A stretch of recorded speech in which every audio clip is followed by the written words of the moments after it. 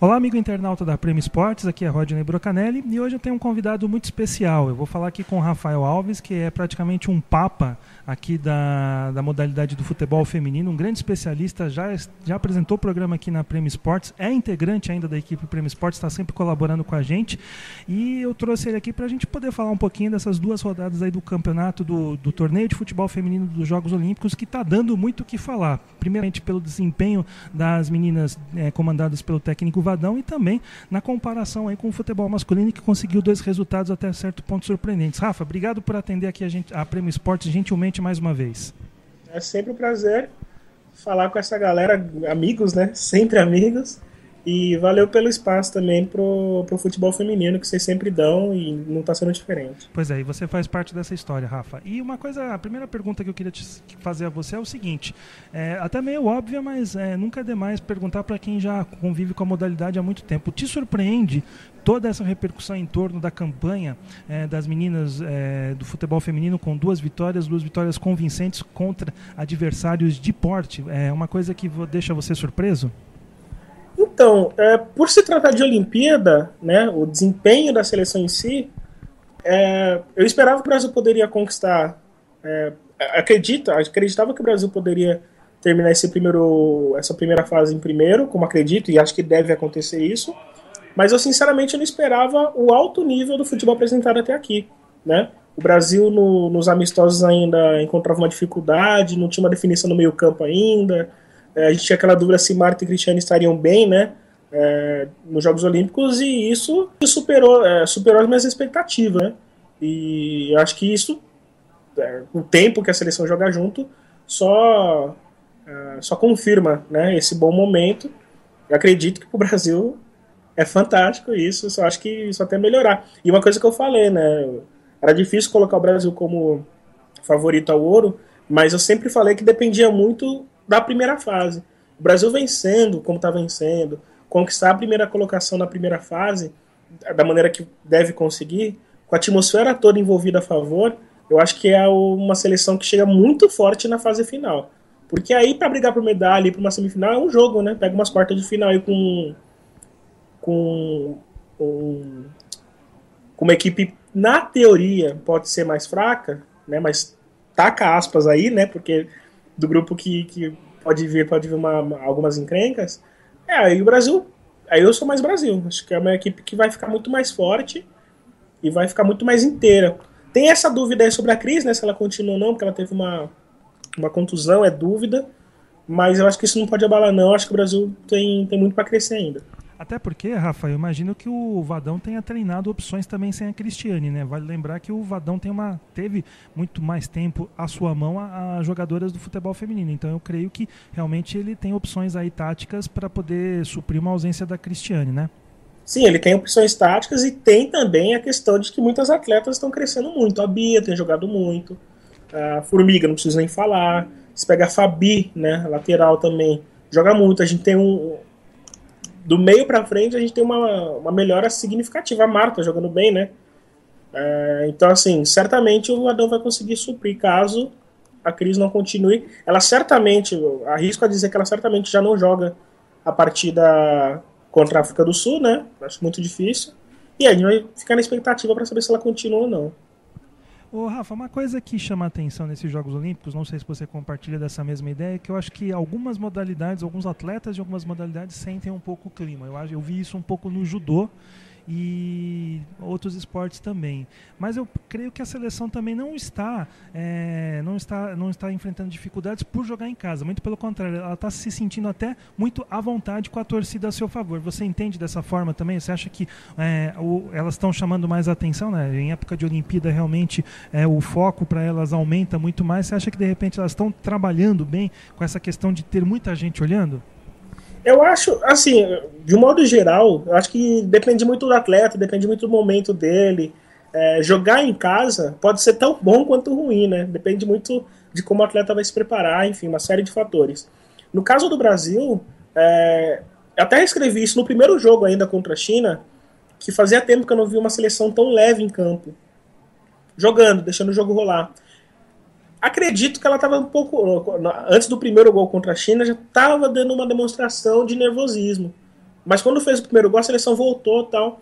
E assim, é uma seleção muito leve. Para você ter ideia, até estava falando, né, em outras entrevistas também, que, na minha opinião, o jogo contra a Suécia entra para mim no top 3 dos jogos, das atuações da seleção brasileira na história, pelo menos das que eu vi, né? Tamanha foi a efetividade da seleção brasileira. E Rafa, Rafa, só um parênteses, né? A Suécia é uma seleções de elite aí do futebol feminino, né? Realmente exatamente, é uma das seleções que concorreu a medalha. Desculpa a sua comparação, não é nenhuma galinha morta, né? Não, longe disso, longe disso. O que o Brasil fez, o Brasil se impôs. Está enganado quem acha que o Brasil bateu morto, longe disso. A Suécia é uma das equipes que antes a gente coloca lá, tipo, concorre à medalha, entendeu? Não tem a dúvida nenhuma. Tem uma das melhores treinadoras do mundo, na minha opinião, que é a Pia Sundhage. Ganhou o prêmio da FIFA, inclusive, né? Exatamente, eleita já melhor do mundo, enfim. Então, assim, a partida do Brasil contra a Suécia foi uma das melhores partidas que eu vi coletivamente. Lógico, teve o brilho da Marta, teve o brilho da Cris, mas você vê uma Bia muito forte, você vê tanto a dupla de zaga, a Rafaela jogou muito, a Mônica jogando muito. A Mônica, para mim, talvez seja o grande nome hoje dessa seleção, porque ela mantém uma constância já pelo menos um ano jogando bem, né? É difícil, raramente você vê a Mônica errando, e acho que isso é o mérito do Brasil, sem dúvida nenhuma. Ô Rafa, uma coisa que sempre se fala, né, em Marta e Cristiane, né, que são as duas principais referências, as duas jogadoras mais conhecidas aí da modalidade. A seleção brasileira é muito mais do que elas, né? O que você pode falar das outras jogadoras, também incluindo nesse aspecto aí a Formiga também, que tem uma história excelente aí na modalidade. A seleção, o que a gente viu no sábado encheu os nossos olhos, todo mundo ficou alucinado e tal, mas o Brasil ainda sofre com alguns pequenos problemas individuais. Por exemplo, a Tamires na lateral esquerda é um problema, porque ela apoia bem, só que ela não marca tão bem assim, então sempre fica uma avenida ali. A Andressa Alves ainda não apareceu como a gente está acostumado, embora ela tenha jogado melhor a segunda partida. A Thaísa é uma atleta que talvez o Vadão até poderia repensar, mas o crescimento no geral, né, no aspecto geral da seleção, é notável. A Bia, por exemplo, Bia Zanerato, jogou muito contra a Suécia. A Fabi eu já havia destacado aqui. Formiga, não preciso nem falar. E lógico, né, a gente sempre espera de Marta e Cristiane, porque primeiro, elas têm uma coisa que eu admiro bastante, que é assumir a responsabilidade.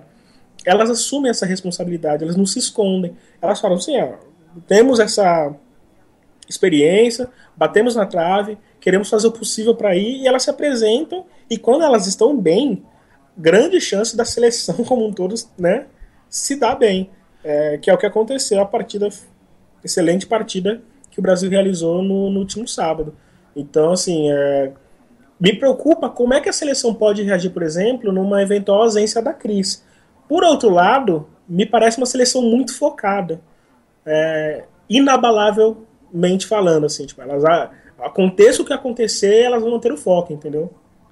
Isso me deixa muito esperançoso. Pois é, eu estou falando aqui com o Rafa Alves, grande especialista em futebol feminino aqui na Prêmio Esportes, e estamos falando sobre a participação da seleção brasileira. Daqui a pouquinho então, a gente vai falar também sobre as outras seleções, mas só para fechar sobre a seleção brasileira, e depois se você querer acrescentar alguma coisa sobre elas, a Darlene está fazendo parte desse elenco, certo? E eu estou aqui no Pacaembu, a gente está gravando essa entrevista aqui do Pacaembu, onde ela, pelo Campeonato Brasileiro de Futebol Feminino, fez um golaço aqui do meio da rua.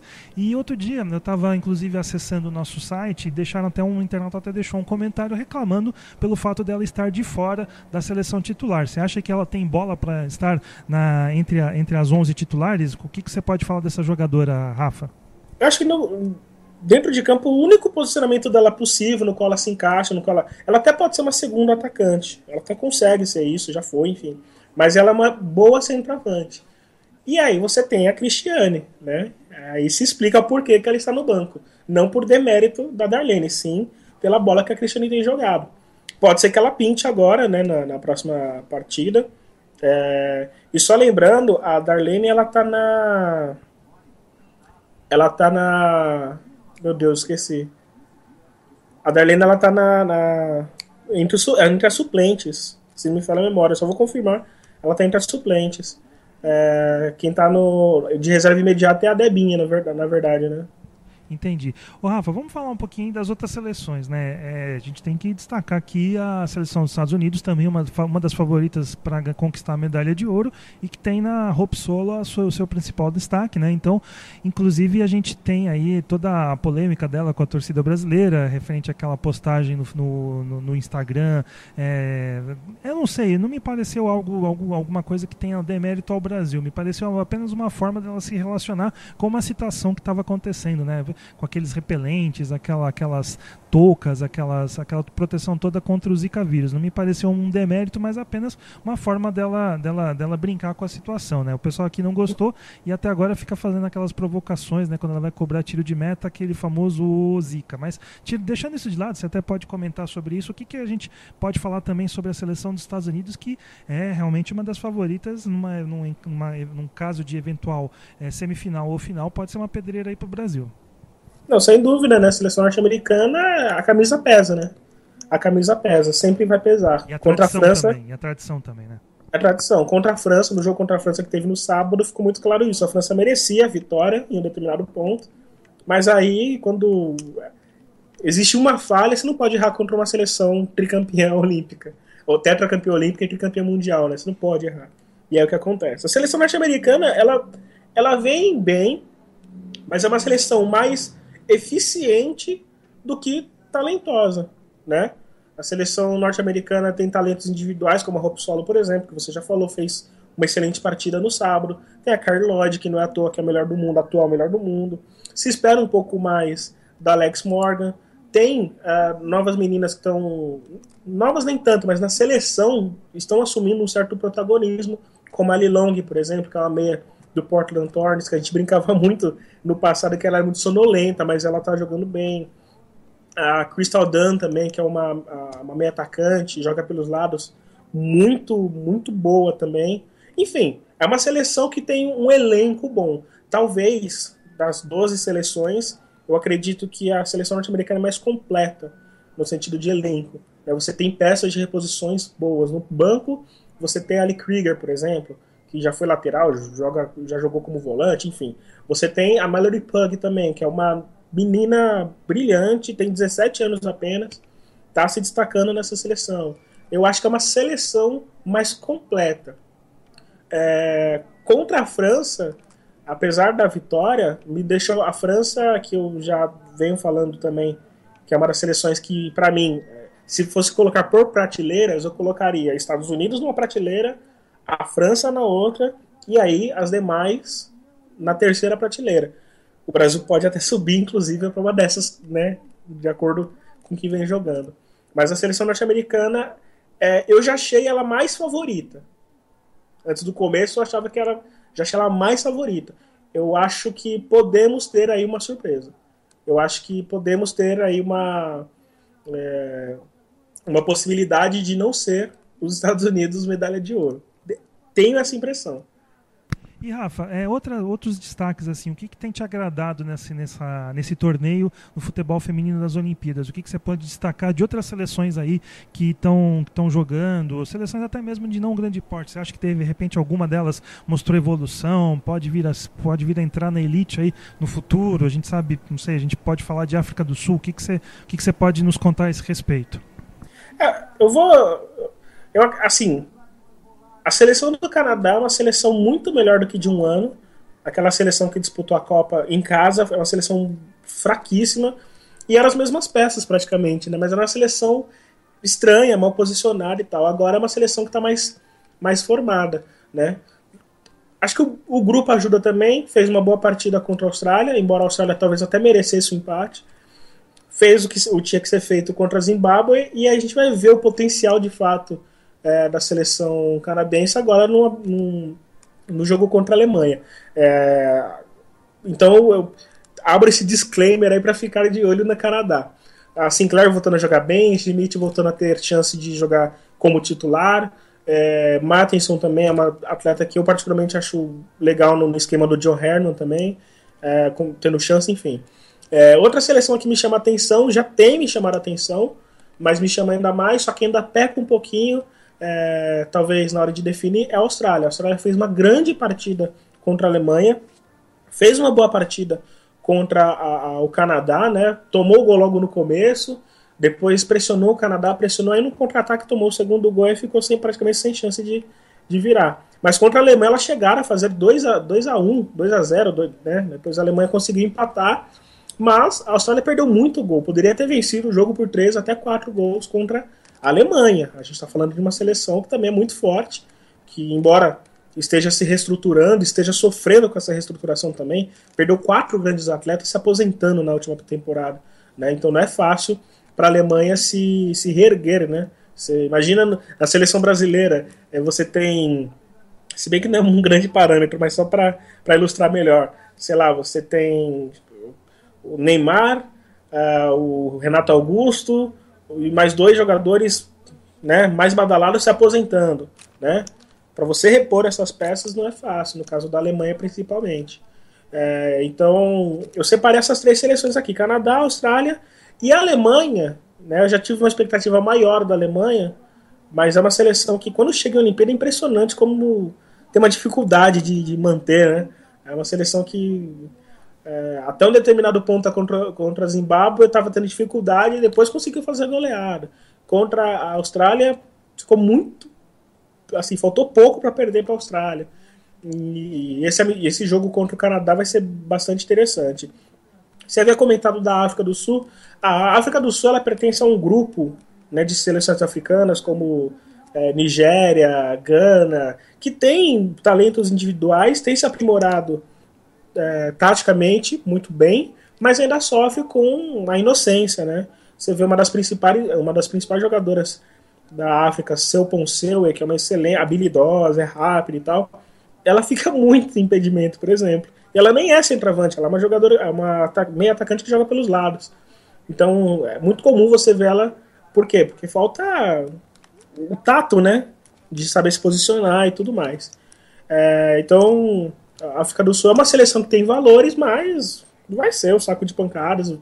Provavelmente vai perder para o Brasil, corre risco de tomar uma certa goleada.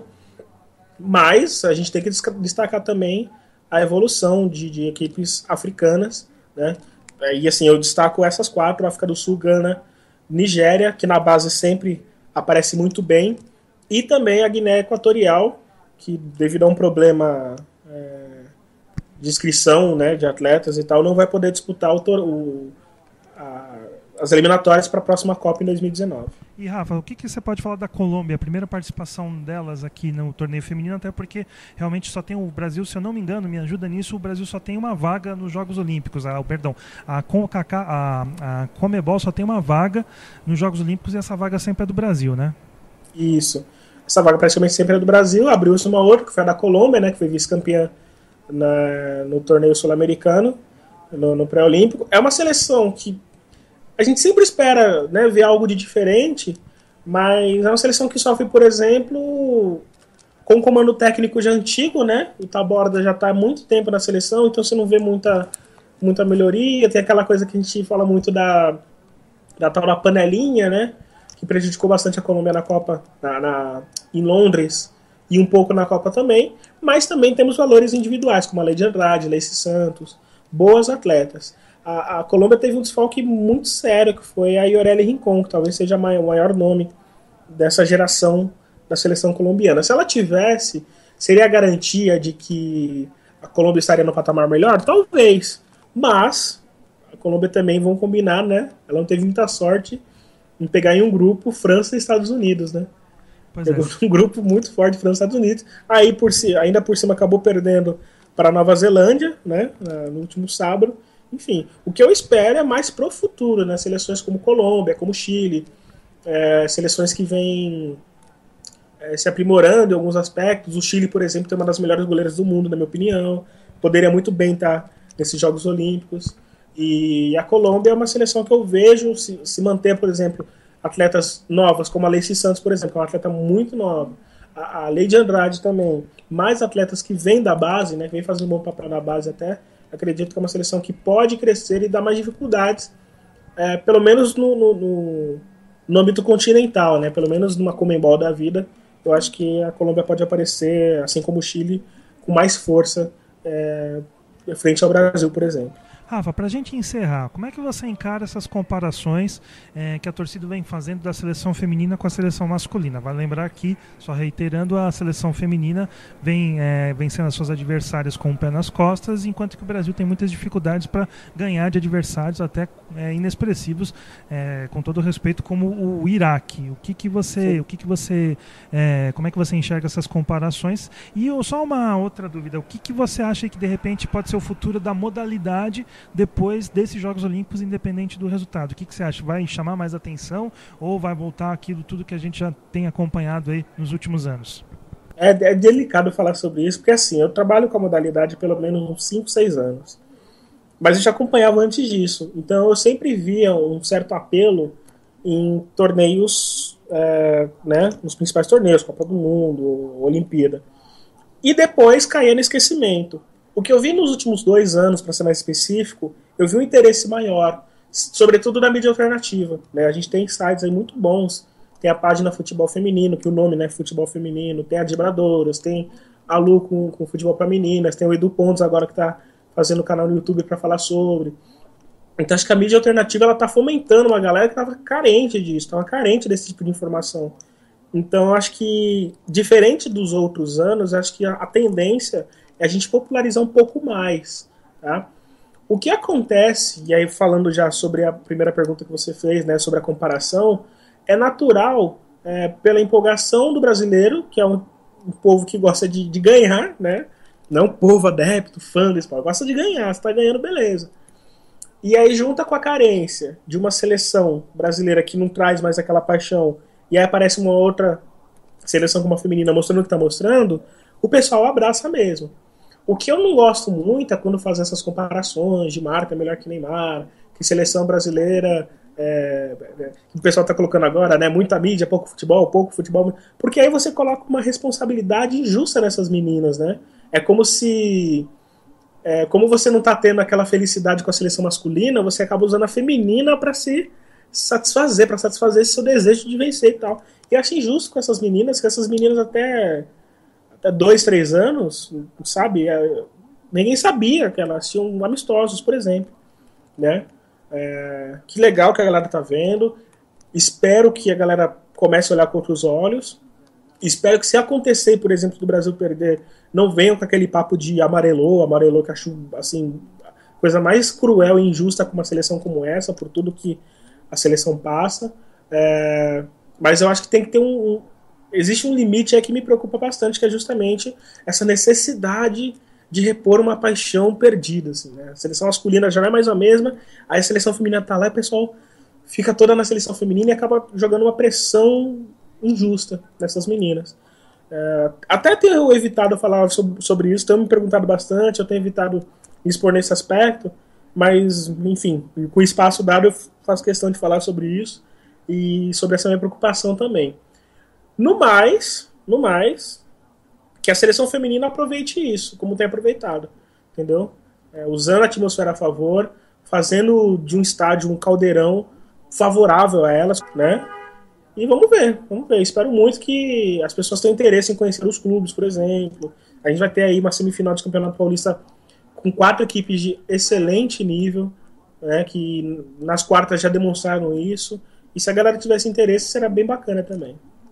Rafa, onde as pessoas podem ler, ouvir as suas opiniões? Dê o serviço completo aí, por favor. Legal. Bom, primeiro a gente tem o Planeta Futebol Feminino, página direcionada, obviamente, à modalidade, sendo no Brasil, sendo no mundo. A gente escreve sobre seleções, sobre times do mundo inteiro. A gente cobre ligas também, né? A gente está fazendo uma cobertura bem legal sobre a Liga Inglesa, a Liga Espanhola, enfim. Planeta Futebol Feminino no Facebook, PFF_oficial no Twitter e também no Instagram. E quem quiser falar comigo, @RFLAlves no Twitter. Quem quiser bater papo sobre futebol feminino, quem concordou com o que eu disse, quem discordou do que eu disse, vai lá, a gente bate papo, é sempre um prazer poder falar sobre. Pois é, Rafa, eu quero agradecer então pela sua disponibilidade e a gente, quem sabe, volta a conversar de acordo aí com o avanço do torneio olímpico de futebol feminino. É uma modalidade que a Premium Sport sempre acompanhou, sempre apoiou, graças ao seu intermédio também, a força que você deu pra gente, e vamos ver se a gente consegue aí fazer mais coisas aí no futuro. Grande abraço, Rafa, obrigado e até a próxima. Será um prazer, estarei sempre à disposição. Valeu, Premium Esportes. E é isso, vamos que vamos. Conecte rdpremiesportes.com